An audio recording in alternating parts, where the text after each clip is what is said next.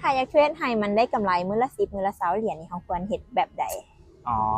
ถ้าเขาอยากเทรดให้มันได้กำไรมื้อละ10มื้อละ20เหรียญเขาต้องเริ่มจากการวางแผนการเงินของเขาก่อน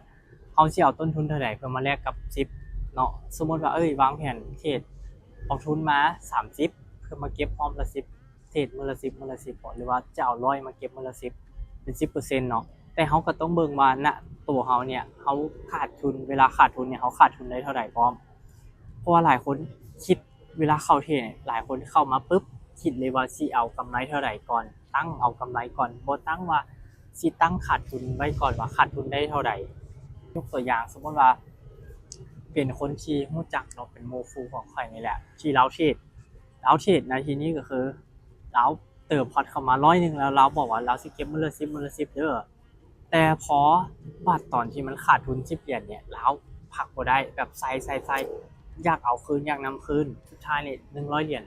ผ่านไปแป๊บเดียวก็แตกอืมสำคัญแม่นเราต้องตั้งไว้ก่อนเลยทั้งเป้าเสี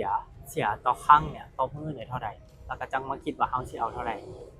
เพราะถ้าเราบ่มีตัวนี้การเฮ็ดของเราระยะยาวเราก็เฮ็ดบ่ได้ถ้าสิเก็บมื้อละ10เหรียญ